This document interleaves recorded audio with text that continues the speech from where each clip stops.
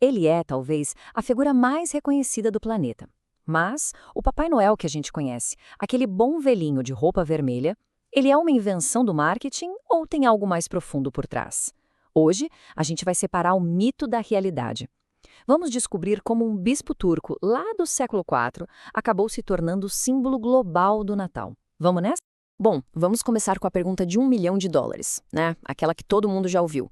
Foi a Coca-Cola que inventou o Papai Noel? Essa é uma das lendas de marketing mais famosas que existem. Mas olha, a verdade é um pouquinho mais complexa. E, sinceramente, muito mais interessante. A coisa toda se divide em duas figuras bem diferentes. De um lado, São Nicolau de Mira, um bispo de verdade, histórico, conhecido por seus atos de caridade secretos. Do outro, o Papai Noel moderno, um ícone da publicidade, todo ligado ao consumo, ao folclore. A grande questão é, como é que o primeiro se transformou no segundo? É essa jornada que a gente vai fazer agora. Ok, vamos começar pela imagem que todo mundo tem na cabeça, a do ícone publicitário.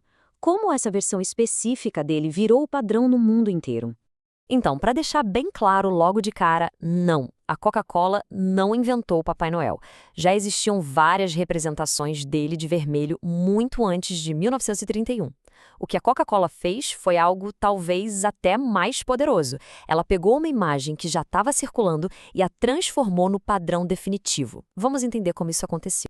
O ano era 1931. A Coca-Cola tinha um problemão.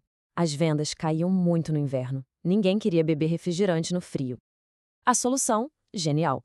Contrataram um ilustrador chamado Redon Sandblom.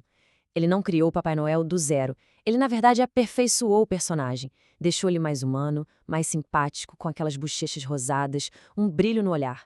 E, claro, vestiu ele com o vermelho vibrante da marca. Foi uma jogada de mestre que cimentou essa imagem na nossa cultura para sempre. Certo, então se a Coca-Cola só popularizou a imagem, de onde ela veio, afinal? A resposta para isso nos leva para bem longe do marketing do século XX. A gente vai ter que viajar lá para o século IV. Agora, vamos conhecer o homem por trás da lenda.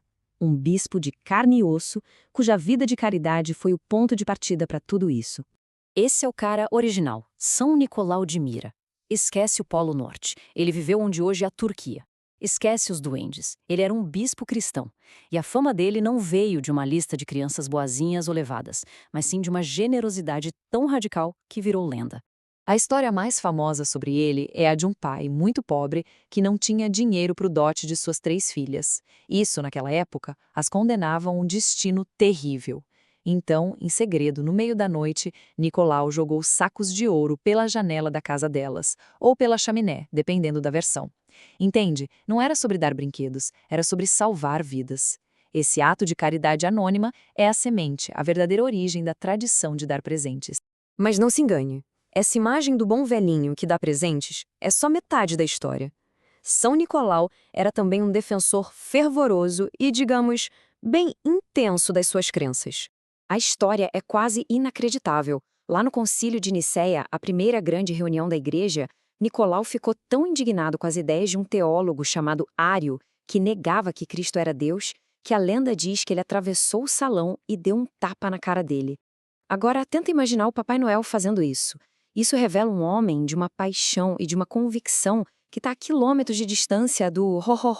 Então, como é que esse bispo turco, super intenso e caridoso, se transformou no Papai Noel que a gente conhece? Essa transformação levou séculos e atravessou continentes.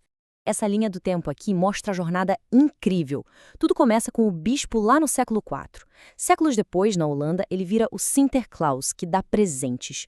Quando os holandeses vão para a América, levam o Sinterklaas com eles. Aí, em 1823, um poema o reinventa como um duende feliz com um trenó e renas. Décadas depois, o cartunista Thomas Nast desenha ele com a barriga grande e a barba branca. E, finalmente, em 1931, a Coca-Cola junta todas essas peças e consolida a imagem global que a gente tem hoje. Mas, por mais fascinante que seja a história do Papai Noel, ela é, na verdade, uma história paralela ao motivo real do feriado. Para a gente entender o sentido profundo do Natal, a gente precisa parar de olhar para quem dá o presente e começar a olhar para o presente em si. E aqui está a virada de chave. Toda a lenda de São Nicolau e depois do Papai Noel é sobre quem dá os presentes. Mas o coração teológico do Natal é sobre o próprio presente. Lá no Evangelho de João, a gente encontra talvez a frase mais poderosa e densa sobre o Natal. E o Verbo se fez carne e habitou entre nós. É uma frase que muita gente já ouviu, mas o que ela significa de verdade? A palavra verbo, ou logos em grego, é a peça central aqui. Não é só uma palavra falada. Pense nela como a própria essência, a razão, a autoexpressão de Deus. E a afirmação mais radical do cristianismo é que essa expressão divina não veio em forma de livro ou de regra, mas sim em forma de uma pessoa, Jesus Cristo. E é aqui que as duas histórias se separam de vez. O Natal, na sua essência, não é sobre um homem bom dando presentes para outras pessoas. É sobre o próprio Deus se tornando presente para a humanidade. O presente não é algo que ele traz num saco. O presente é ele mesmo. Bom, agora que a gente explorou essas duas narrativas, a do santo que virou ícone e a do Deus que virou homem, como é que a gente pode entender o sentido do Natal hoje? No final das contas, o que temos são duas histórias completamente entrelaçadas num único feriado. De um lado, a história da generosidade humana, inspirada por um santo que virou folclore e, no fim, foi absorvida pelo comércio. Do outro lado, a história da generosidade divina, em que o próprio Criador se torna o presente. A generosidade de São Nicolau era, na sua origem, um reflexo do amor de Deus. Ele deu o que tinha para salvar quem precisava. A grande ironia é que a sua versão comercial, o Papai Noel, muitas vezes nos empurra na direção contrária. O foco se desloca. Não é mais sobre o que se dá, mas sobre o que se quer receber. E isso pode acabar ofuscando o maior presente de todos. E isso nos deixa com uma pergunta para refletir. No meio de tantas luzes, presentes e tradições, qual história estamos contando? A do folclore e do consumo? Ou a da fé e da caridade radical? As duas estão aí, convivendo. Mas a escolha de qual delas a gente coloca no centro da nossa celebração é o que define o verdadeiro sentido do Natal para cada um de nós.